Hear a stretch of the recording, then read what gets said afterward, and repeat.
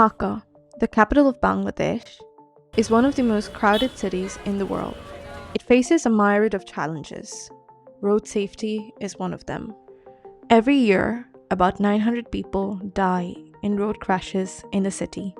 In 2018, students of Dhaka took to the streets, driven by a singular objective: to enforce road safety measures. If you're in Dhaka or if you're anyone who followed news on Bangladesh, it had become one of the most organic, one of the most inspiring, amazing student-led, people-led movements.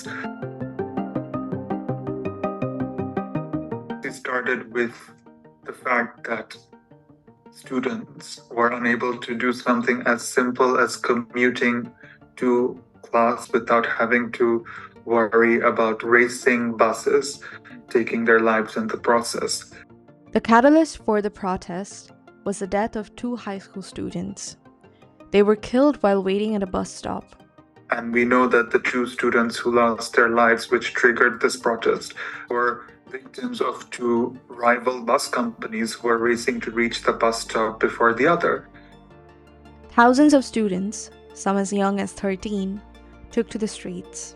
The students got down on the streets because they were totally helpless. We did not have that sense of being safe commuting in a city, and obviously we did not have that sense that we were protected by the authority and by the society as a whole, and that led us in the streets.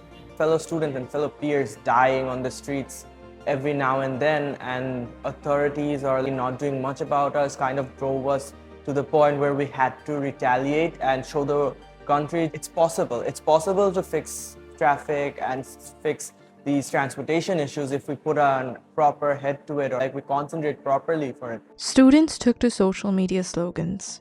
Videos and photos went viral on social media with the hashtags "We Want Justice" and "Road Safety Movement." They wanted to demonstrate that a safer Dhaka was possible. They focused on identifying those driving without proper paperwork.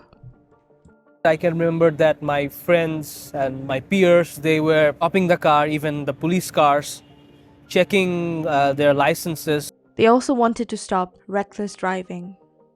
In case of bikers, they did not have a certificate or a license, and when asked about it, they were like, oh, nobody checks it, it's not worth it. We did a few traffic checks and we kind of dictated the traffic and made lanes. But the issue proved to be more complicated. The first sub-issue is the method of payment that bus drivers are received, which incentivizes them to complete as many trips as possible in as little time as possible. It's bound to inspire reckless driving, right? The second sub-issue is a shoddy recruitment process, essentially. And the third sub-issue is unfit vehicles which they operate, right? So most of the buses that are applying the streets of Dhaka and other major cities, do they even have a fitness certificate? The protests continued for several days. Eventually, the government listened.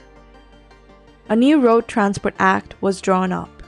These laws raised the maximum penalty for road accidents and penalized drivers with longer jail time and higher fines. But 5 years on, road safety is still a big problem in Bangladesh.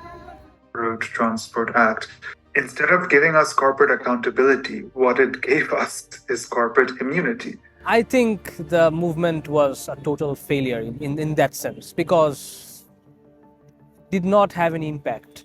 Yes, we were on the streets. Yes, we stopped the transportation in form of a protest, but at the end of the day, people are still dying.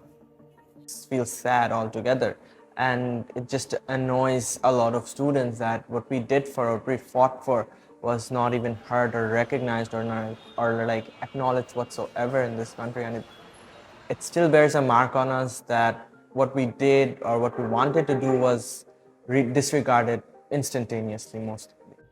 Thousands of people are dying. How is that our reality? And why aren't we questioning that more?